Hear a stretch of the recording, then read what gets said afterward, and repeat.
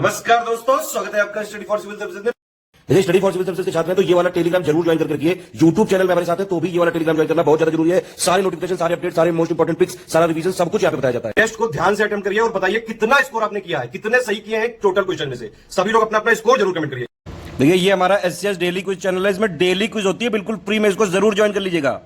ये हमारा इंस्टाग्राम का पेज है, इसको जरूर फॉलो कर लीजिएगा। Study for civil dot services करके अगर आप इंस्टाग्राम में सर्च करेंगे तो आपको मिल जाएगा। वीडियो के डिस्क्रिप्शन में इसकी लिंक दी हुई। इसमें आप स्टोरी सेक्शन जरूर देखते रहा करिए, प्लस इसमें हाईलाइट्स आते रहते हैं और प्लस पोस्ट आती रहती है, इनको जरूर फॉलो करते रहिए।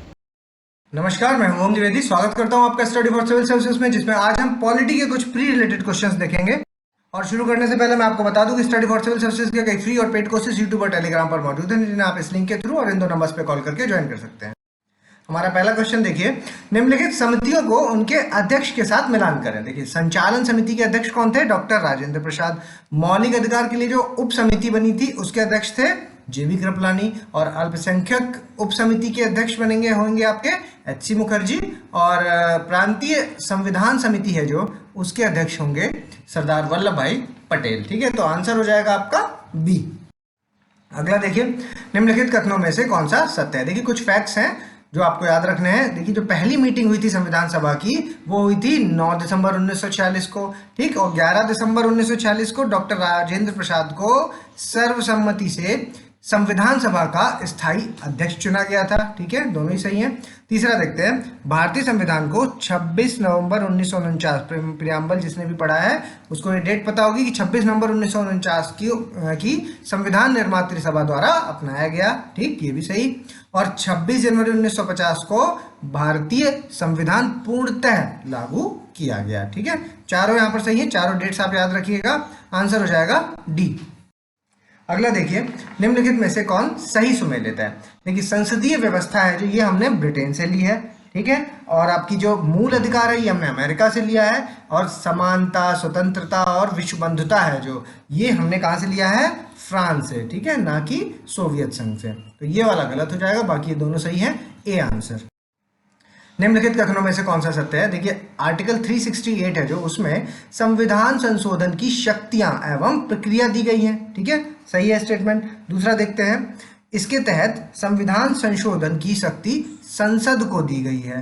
ठीक, ये भी सही है। और संसद प्रस्तावना तथा मूल अधिकारों सहित संविधान के किसी भी भाग को संशोधित कर सकती है, लेकिन क्या ध्यान में रखना है कि इसका जो बेसिक प्रिंसिपल है, ठीक है, उसमें संशोधन नहीं होना चाहिए। ठीक है, तो तीनों ही स्टेटमेंट सही है, डी आंसर।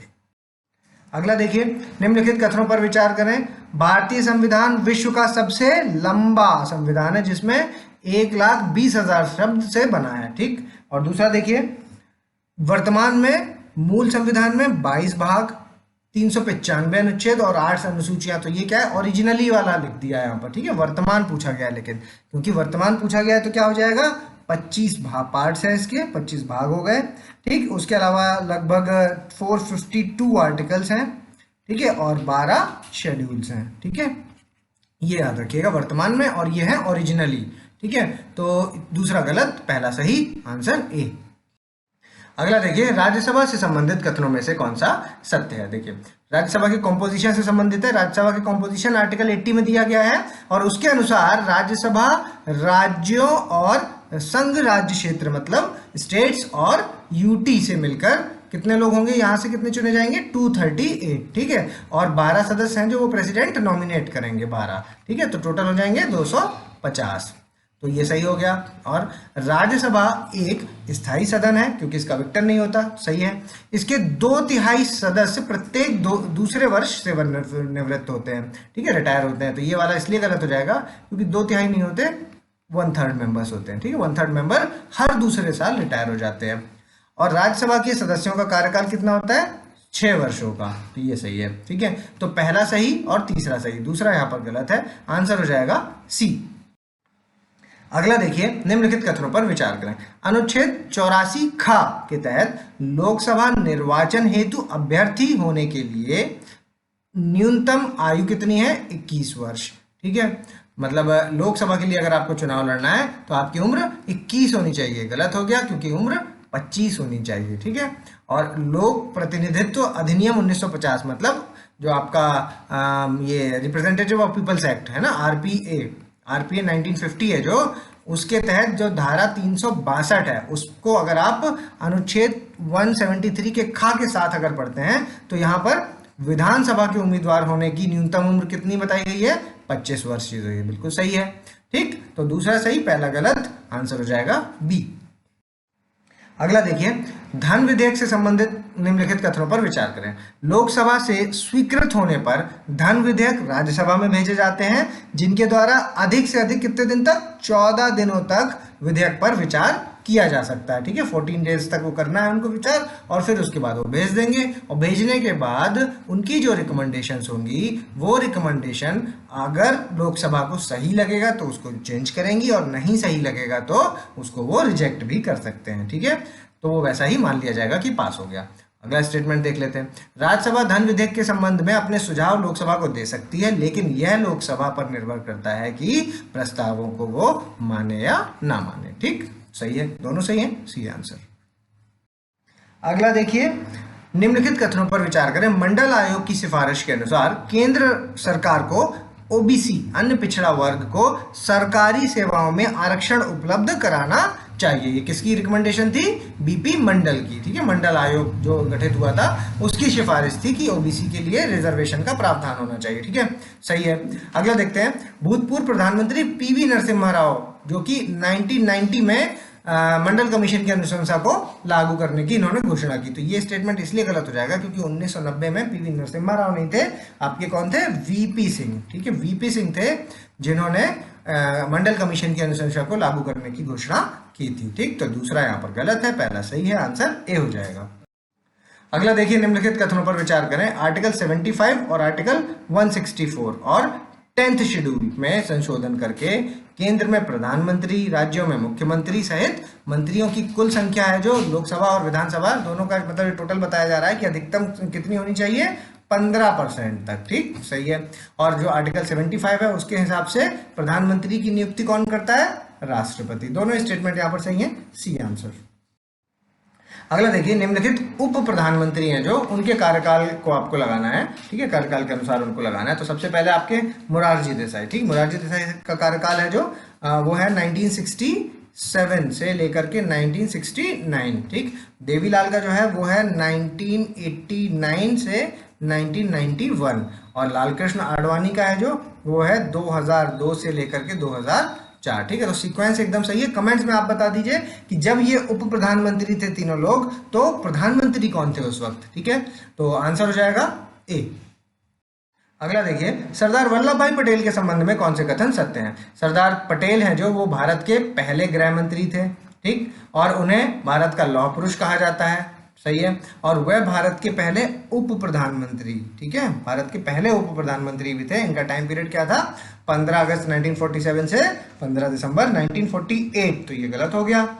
देखिए, उप प्रधानमंत्री तो वो थे, लेकिन जो टाइम पीरियड था वो 1948 तक नहीं था, 1947 से शुरू होकर के वो चला था 1950 तक, 15 दिसंबर 1950 तक। ठीक है, तो तीसरा यहाँ पर गलत है, पहला और दूसरा सही हो जाएगा, आंसर ए होगा।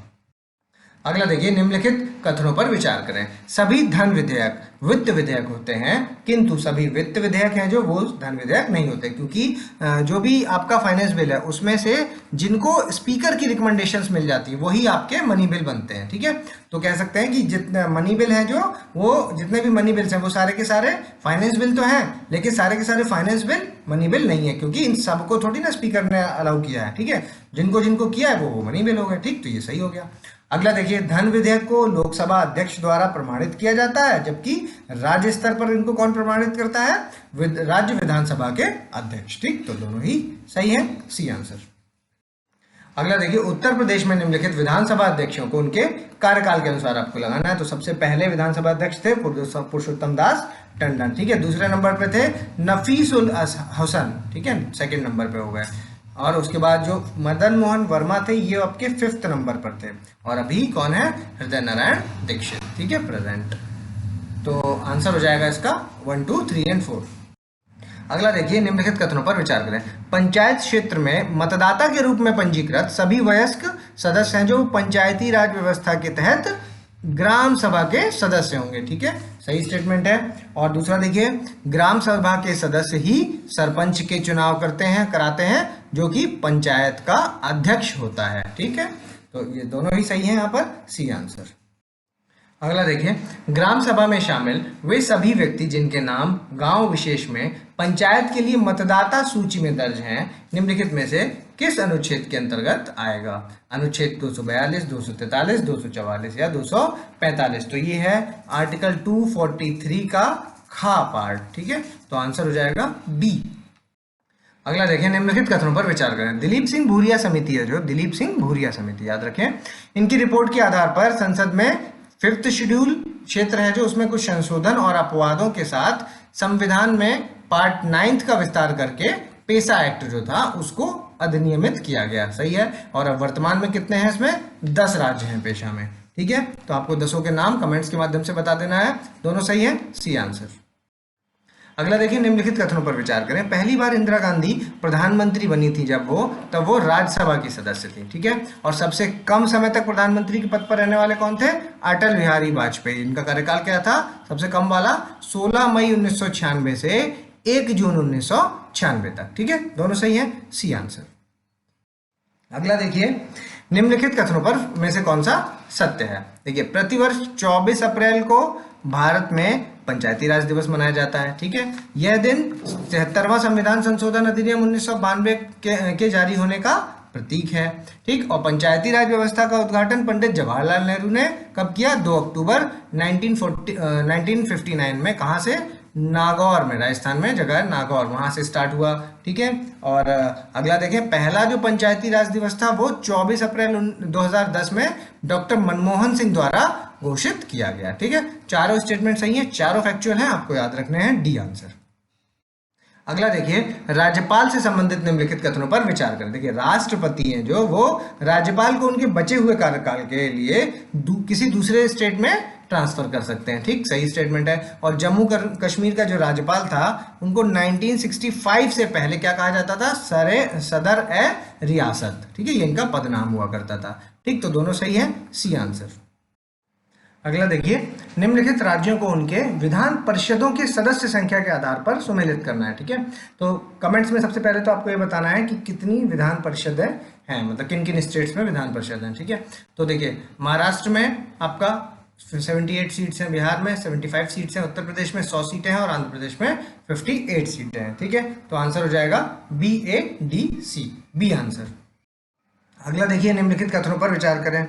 संविधान के भाग 9 में 300 पानों में पंचायतें बनाने की परिकल्पना की गई है। ठीक है, तो ये सही स्टेटमेंट है, 3 टियर सिस्टम है हमारे यहाँ पे।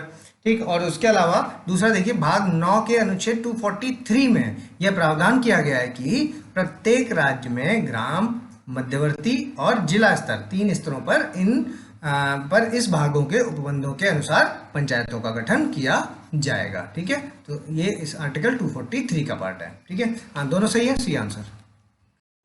अगला देखिए, निम्नलिखित कथनों पर विचार करें। देखिए, जो ग्राम स्तर पर आपके विवाद समाधान का काम करती है वो कौन है? न्याय पंचायत। ठीक, सही स्टेटमेंट है। और अशोक मेहता समिति है जो, उसने त्रिस्तरीय पंचायत प्रणाली की अनुशंसा की। ये गलत है, क्योंकि त्रिस्तरीय की अनुशंसा किसने की है?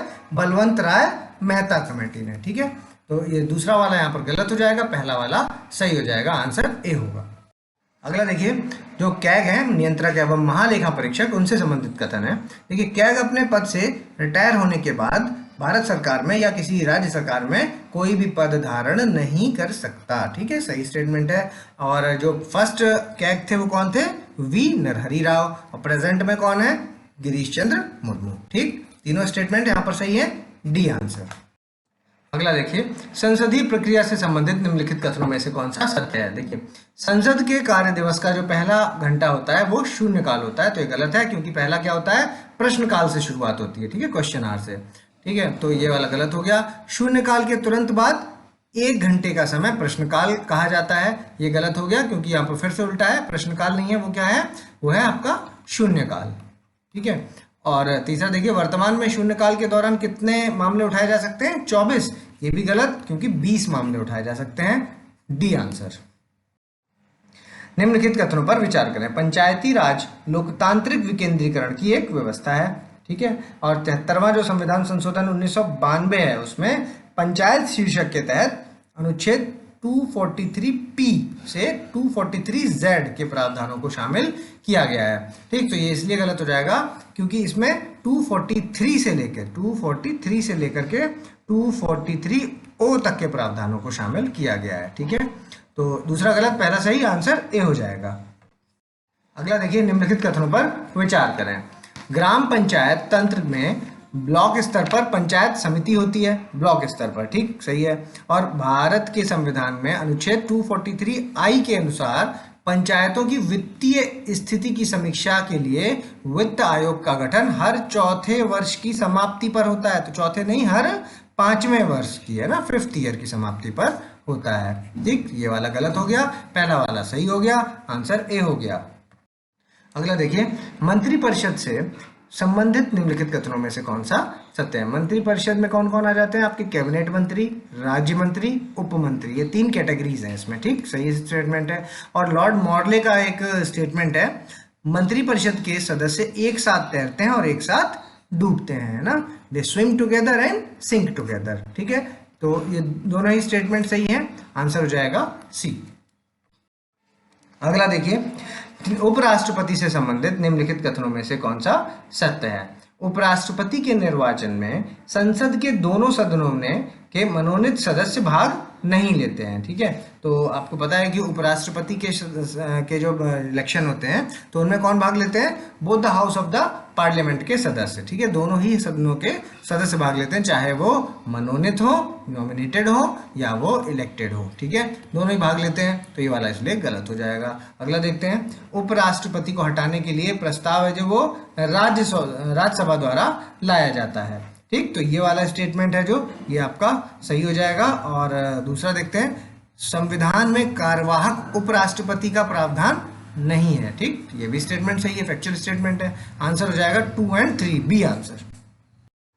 अगला देखिए, निम्नलिखित में से कौन सा मामला था जिसमें यह कहा गया कि जो व्यक्ति राष्ट्रपति को क्षमादान के लिए आवेदन करता है उसे राष्ट्रपति के समक्ष मौखिक सुनवाई का अधिकार नहीं होता है। ठीक है, तो ये मामला कहा गया था मारूराम बनाम भारत संघ 1980, कहर सिंह बनाम भारत संघ 1988, मिनर्वा मिल्स बनाम भारत संघ 1980, या नवजोत सिंह जौहर वर्सेस भारत संघ 2018। तो ये था आपका कहर सिंह बनाम भारत संघ 1988। याद रखिएगा इसको, आपके ऑर्डिनेंस से इस पार्डनिंग पावर से संबंधित है। ठीक है, क्षमादान, pardoning power of the president, article 72 से संबंधित है ये। ठीक है, तो कहर सिंह बनाम भारत संघ में ऐसा कहा गया था, आंसर बी। निम्नलिखित कथनों पर विचार करें। किसी ग्राम पंचायत द्वारा उप प्रधान को पद से हटाने के लिए कम से कम 2/3 पंचायत सदस्यों का समर्थन आवश्यक होता है। ठीक, सही स्टेटमेंट है। और उससे पद से हटाने के लिए एक विशेष बैठक बुलाई जाती है और उसकी सूचना 15 दिन पहले उसको दी जाती है। ठीक, तो ये दोनों स्टेटमेंट सही है, सी आंसर। अगला देखिए, निम्नलिखित कथनों पर विचार करें। राष्ट्रपति किसी भी समय किसी अध्यादेश को वापस ले सकता है, सही स्टेटमेंट है। और किसी अध्यादेश की अधिकतम अवधि कितनी होती है? 6 महीने, तथा संसद की मंजूरी न मिलने पर 6 हफ्ते। ठीक है, तो मतलब 6 महीने तो उसका दो इनके जो बजट सेशंस होते हैं उनके बीच का कार्यकाल हो गया। ठीक है, और उसके अलावा अगर उसमें बैठक हुई और उसमें मंजूरी नहीं मिली तो 6 हफ्ते बाद वो ऑटोमेटिक एक्सपायर हो जाता है। ठीक है, तो अवधि हो गई 6 महीने 6 हफ्ते। ठीक है, तो आंसर हो जाएगा दोनों सही है, सी आंसर। अगला देखिए, निम्नलिखित में से कौन से वाद का संबंध 14 बैंकों के नेशनलाइजेशन से है?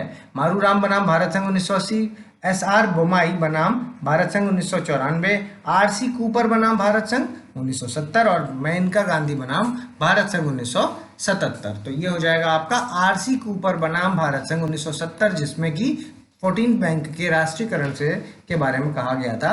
ठीक है, इसके अलावा और भी ये RC कूपर है जो एक और चीज के, बड़ी फेमस चीज के लिए से संबंधित है। ये आपको कमेंट्स में बताना है कि वो किस मैटर से संबंधित है, सी आंसर हो जाएगा। अगला देखिए, संसदीय विशेषाधिकार से संबंधित निम्नलिखित कथनों पर विचार करें। संसद सदस्यों को संसद के अधिवेशन के दौरान या अधिवेशन के 40 दिन पूर्व या पश्चात किसी सिविल मामले में गिरफ्तार नहीं कर सकते, ठीक है। और सदन के अध्यक्ष की आज्ञा के बिना सदन के परिसर में किसी सदस्य को गिरफ्तारी नहीं की जा सकती, ठीक है। तो ये इनके क्या है, पार्लियामेंट्री प्रिविलेजेस हैं, ठीक है। तो ये दोनों स्टेटमेंट यहाँ पर सही हो जाएंगे, सी आंसर। अगला देखिए, सदनों की शक्तियों से संबंधित निम्नलिखित कथनों पर विचार करें। भारतीय आपातकाल समाप्त करने का संकल्प राज्यसभा द्वारा ही पारित किया जाता है, तो ये गलत हो जाएगा क्योंकि लोकसभा द्वारा पारित किया जाता है, ना कि राज्यसभा द्वारा, लोकसभा, ठीक है। और उपराष्ट्रपति को उसके पद से अलग करने की प्रक्रिया लोकसभा से ही शुरू होती है, तो ये स्टेटमेंट भी गलत हो जाएगा क्योंकि उपराष्ट्रपति की बात हो रही, तो उपराष्ट्रपति तो एक्स ऑफिशियो चेयरमैन कहाँ के होते हैं, राज्यसभा के, तो वहीं से शुरू होगी, ठीक। कॉमन सेंस की बात है, तो राज्यसभा आंसर होगा इसका। उसके बाद देखिए, राज्यसभा अविश्वास प्रस्ताव ला सकती है क्योंकि मंत्रिपरिषद के सामूहिक उत्तरदायित्व राज्यसभा के प्रति होते हैं, ये तो पूरी तरह से गलत है क्योंकि राज्यसभा के प्रति नहीं होते, मंत्रिपरिषद के सामूहिक उत्तरदायित्व, they are collectively responsible to the Lok Sabha, ठीक है। तीनों गलत हैं, इनमें से कोई नहीं, डी आंसर। अगला देखिए, निम्नलिखित कथनों पर विचार करें। 2009 को भारत सरकार के केंद्रीय मंत्रिमंडल ने पंचायती राज संस्थानों में महिलाओं के लिए 33% आरक्षण को मंजूरी दे दी। 2009 में 33% नहीं, 33% से बढ़ा करके 50% कर दी थी 2009 में, ठीक। तो ये गलत हो गया। अगला देखते हैं, भारत में पंचायती राज स्थापित करने वाले प्रथम 2 राज्य कौन थे, एक था आपका राजस्थान और दूसरा कौन सा था, आंध्र प्रदेश, ठीक है। तो ये वाला सही है, आंसर हो जाएगा बी। अगला देखिए, निम्नलिखित कथनों पर विचार करें। प्रत्येक ग्राम सभा की प्रतिवर्ष 2 सामान्य बैठकें होती हैं, एक होती है खरीफ की बैठक, मतलब खरीफ की बैठक का मतलब हो गया आपका नवंबर दिसंबर वाला, है ना, नवंबर दिसंबर का टाइम, ठीक है। और एक होती है रबी की बैठक, तो रबी की बैठक का मतलब क्या हो गया, रबी की बैठक का मतलब हुआ आपका मई जून, ठीक है, मई जून, ठीक है। इसके अलावा जब भी जरूरत पड़ती है तो ऐसा नहीं है कि नहीं बुलाई जा सकती, तब भी बुलाई जा सकती है, ठीक है। तो ये वाला सही है। अगला, ग्राम सभा की बैठकें कुल सदस्य कितने होने चाहिए, मिनिमम 1/5 तो होने ही चाहिए, ठीक है। टोटल जितने भी लोग हैं उसके सदस्यों का 1/5 भाग होना जरूरी है, तभी बैठक हो सकती है। तो दोनों स्टेटमेंट सही है, सी आंसर। अगला देखिए, सर्वोच्च न्यायालय से संबंधित निम्नलिखित कथनों में से कौन सा सही है। फेडरल कोर्ट ऑफ इंडिया का ही दूसरा नाम सुप्रीम कोर्ट ऑफ इंडिया है, जिसका गठन 1935 में किया गया, ठीक है। तो ये स्टेटमेंट आपका गलत हो जाएगा क्योंकि इसका गठन है जो वो आपका 1937 में किया गया था, और जो एक्ट है वो कौन सा था, गवर्नमेंट ऑफ इंडिया एक्ट 1935 हुआ था, ठीक है। और सुप्रीम कोर्ट की भी बात कही गई है यहाँ पर, तो सुप्रीम कोर्ट का गठन कब हुआ है, ये डेट याद रखिएगा, 28 जनवरी 1950, ठीक है। उसके अलावा फेडरल कोर्ट के पहले चीफ जस्टिस कौन थे, मॉरिस ग्वावर, ठीक है, सही है। और स्वतंत्र भारत के सुप्रीम कोर्ट के पहले चीफ जस्टिस कौन थे, हीरालाल जे कानिया, ठीक। ये बाकी दोनों सही है, पहला वाला यहाँ गलत है, तो 2 और 3 बी आंसर। अगला देखिए, निम्नलिखित कथनों पर विचार करें। 15वें संविधान संशोधन अधिनियम द्वारा सुप्रीम कोर्ट के जज की अधिकतम आयु कितनी होती है, 62 वर्ष से बढ़ा करके 65 वर्ष कर दी गई है। सुप्रीम कोर्ट के जज की बात हो रही है, तो सही स्टेटमेंट है। उसके अलावा सर्वोच्च न्यायालय के न्यायाधीशों की नियुक्ति संबंधी प्रावधान कहाँ से लिए गए हैं, फ्रांस से लिए गए हैं, ठीक है। तो ये भी सही है, दोनों सही है, सी आंसर। निम्नलिखित कथनों पर विचार करें। भारत में आर्थिक आरक्षण का प्रावधान है जो 124th कॉन्स्टिट्यूशनल अमेंडमेंट बिल, ठीक है। बिल मतलब ये कौन से वाले अमेंडमेंट की बात कर रहे हैं, 103, ये बिल है ना यहाँ पर, ठीक है। अगर एक्ट की बात करेंगे तो 103rd कॉन्स्टिट्यूशनल अमेंडमेंट एक्ट 2019 वाला, ठीक है, इसकी बात हो रही है। तो ये यहाँ पर ये वाला सही हो जाएगा, 124th ही है और यहाँ 103 है, सही है। उसके अलावा इसके तहत आर्थिक रूप से कमजोर सामान्य वर्ग को शैक्षिक संस्थानों में रोजगार में कितना 15% आरक्षण नहीं है, 10% आरक्षण है, ठीक है। तो ये वाला गलत हो जाएगा, आंसर हो जाएगा इसका ए। अगला देखिए, निम्नलिखित कथनों में से कौन सा सत्य है। संविधान का पहला संशोधन वर्ष कौन सा था, 1951 में किया गया पहला संशोधन, ठीक है।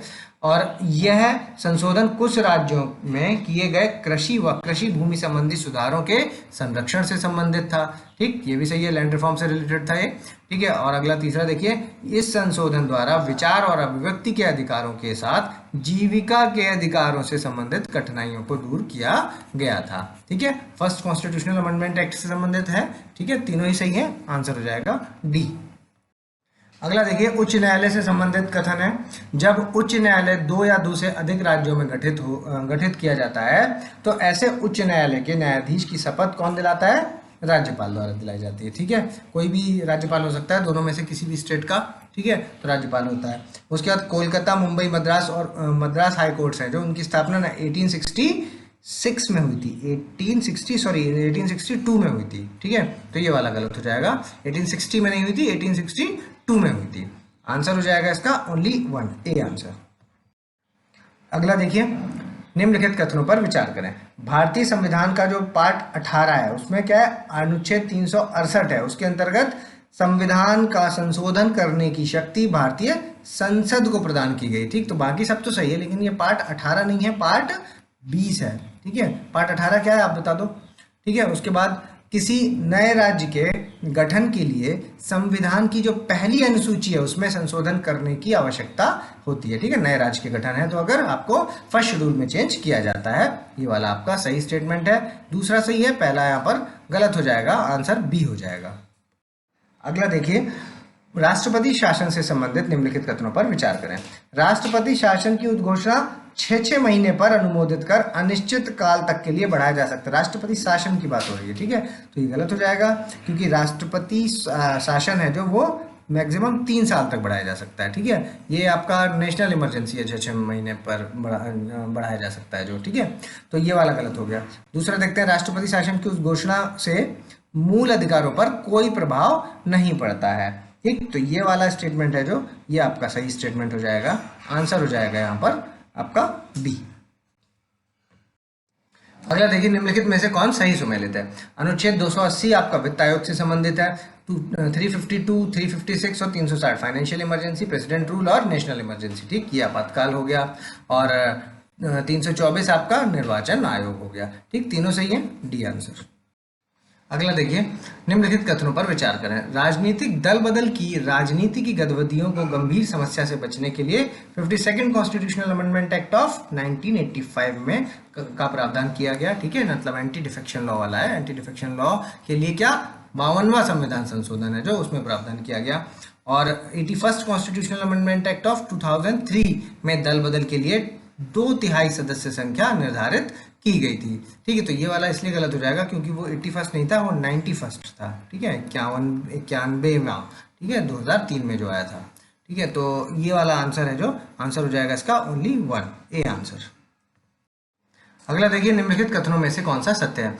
1 नवंबर 2000, ठीक है, को मध्य प्रदेश को विभाजित करके 16 जिलों को मिला करके छत्तीसगढ़ बना दिया गया, ठीक है। कमेंट्स में आप बता दो बाकी उत्तराखंड और झारखंड ये इनकी डेट्स क्या है, ठीक है, तो ये वाला सही है। अगला देखते हैं, 1953 में भाषा के आधार पर पहला राज्य कौन था? आंध्र प्रदेश, और उस वक्त जो राजधानी थी आंध्र प्रदेश की वो क्या थी? कुर्नूल, ठीक है। तो ये वाला भी सही है स्टेटमेंट, दोनों सही है, सी आंसर। अगला देखिए, निम्नलिखित कथनों पर विचार करें। 91st कॉन्स्टिट्यूशनल अमेंडमेंट एक्ट 2003 वाला है जो, इसके द्वारा केंद्र या राज्य की जो मंत्री परिषद है उसका आकार को निम्न सदन के सदस्यों की संख्या का 15% करने की व्यवस्था की गई, ठीक। और इस संविधान संशोधन में जो छोटे राज्य थे उनमें कम से कम कितने मंत्री होने चाहिए?